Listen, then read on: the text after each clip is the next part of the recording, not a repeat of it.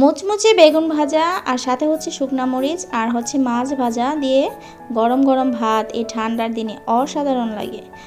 তো like subscribe করে চলুন ভিডিওটা দেখে নিই। আসসালামু আলাইকুম, সবাই কেমন আছেন? এই তো আমি কিন্তু বড় সাইজের একটা বেগুন নিয়ে নিয়েছি। আর এই মুচমুচে বেগুন ভাজাটা করতে মানে আমার শীতকালে কিন্তু এই বেগুন ভাজা দিয়ে ভাত খেতে অনেক ভালো লাগে।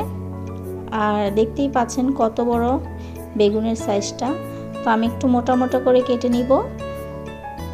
তারপরে এই তো ছোট ছোট করে আমি এটাকে কেচে নিব। আর পিছনের সাইডটা যেহেতু মোটা থাকে তার কারণে কিন্তু আমি একটু কেচে নিয়েছি। তো আমার কেচে নেওয়া হয়ে গেছে। এখন হচ্ছে আমি এখানে মশলাগুলো অ্যাড করে দিব। এখানে দিয়ে দিয়েছি লবণ, মরিচের গুঁড়া আর মাংসের মশলা, ধনিয়া গুঁড়া, তারপর হলুদের ফাঁকি। তো সব কিছু উপকরণ দিয়ে আমি ভালো করে সুন্দর করে এটাকে মাখিয়ে নিব। তারপর আমি এটার মধ্যে আরেকটা জিনিস অ্যাড করব, সেটা হচ্ছে বেসন আর হচ্ছে চালের গুঁড়ো।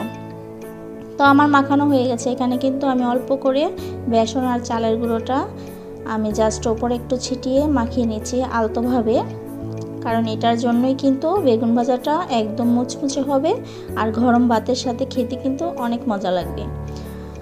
তো এই তো ফাইনালি কিন্তু আমার মাখানো শেষ। এখন হচ্ছে আমি এই তো ফ্রাই প্যানের মধ্যে আমি কিন্তু একটু সরিষার তেল দিয়ে দিলাম। আর এটা কিন্তু অবশ্যই সরিষার তেল দিয়ে ভাজা করবেন, খেতে কিন্তু ভালো লাগবে। আর সাথে হচ্ছে শুকনো মরিচটা একটু ভেজে নিলাম।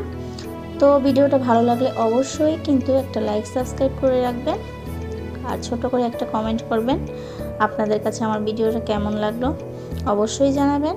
তো এখানে কিন্তু আমি এটা হচ্ছে তেলাপিয়া মাছ, এটাতে কিন্তু ভালো করে ময় মশলা দিয়ে আমি মেখে রেখেছি।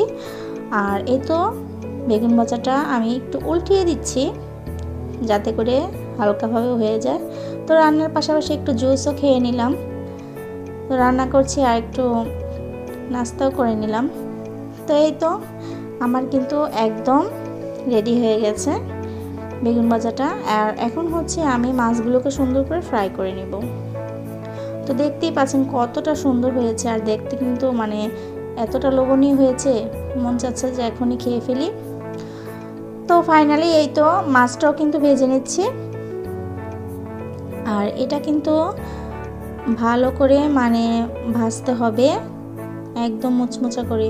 তো এই তো দেখতেই পাচ্ছেন কত সুন্দর হয়েছে। আর এটা গরম ভাতের সাথে খেতে কিন্তু অনেক মজা লাগে। আমি একটু সালাদ করে নিয়েছি, পেঁয়াজ, টমেটো, কাঁচামরিচ, শুকনা মরিচ, যার যেটা ভালো লাগে সেটা দিয়ে ট্রাই করবেন। তো দেখেন কতটা ইয়ামি হয়েছে। বাসায় ট্রাই করে অবশ্যই কিন্তু একটা ছোট করে কমেন্ট করবেন যে কেমন হয়েছে। সবাই ভালো থাকবেন, সুস্থ থাকবেন। আজকের জন্য এই পর্যন্তই। আল্লাহ হাফিজ।